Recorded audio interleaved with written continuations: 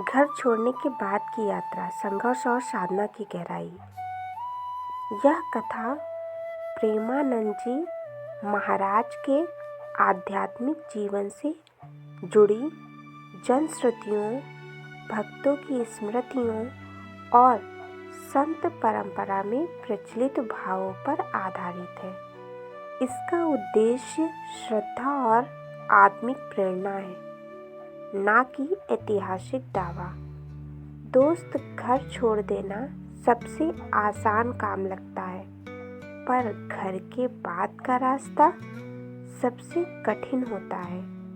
प्रेमानंद जी महाराज के जीवन में यही वह चरण था जहाँ शरीर चल रहा था और आत्मा तप रही थी। जब उन्होंने घर छोड़ा तो कोई निश्चित मंजिल नहीं थी, ना कोई नक्शा, ना कोई साधन, ना कोई पहचान।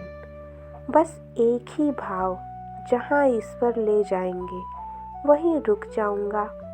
कभी मंदिरों की सीढ़ियों पर रात कटी, कभी पेड़ों की छाया में, कभी भूखे पेट, तो कभी सिर्फ जल पर।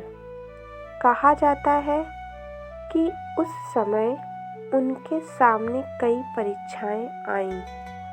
भूख, थकान, अकेलापन, कभी कभी तो शरीर जवाब देने लगता, पर मन नहीं, क्योंकि जिसे ईश्वर का सहारा मिल जाए उसे संसार की सुविधा कम ही चाहिए।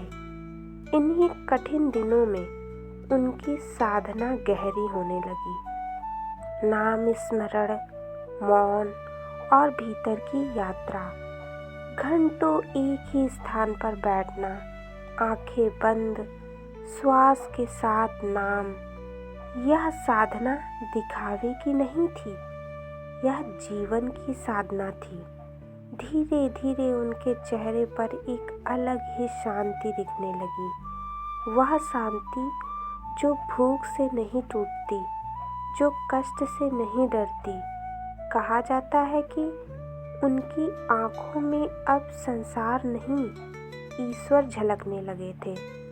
कई बार वे लंबे समय तक मौन में रहते, ना बोलना, ना सुनना, बस अनुभव करना, क्योंकि जब शब्द समाप्त हो जाते हैं तभी अनुभूति शुरू होती है।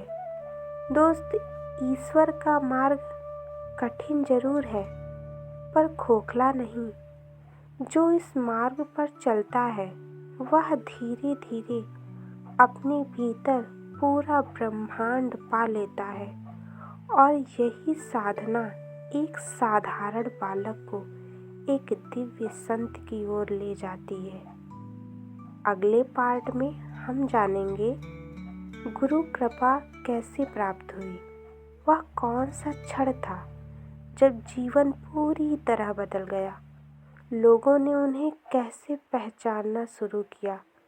अगर यह कथा आपके हृदय को शांति दे रही है तो चैनल को सब्सक्राइब करें और इस आध्यात्मिक यात्रा में हमारे साथ चलें। राधे राधे। जय श्री हरिवंश। राधा रानी आप सभी पर अपनी कृपा बनाए रखें।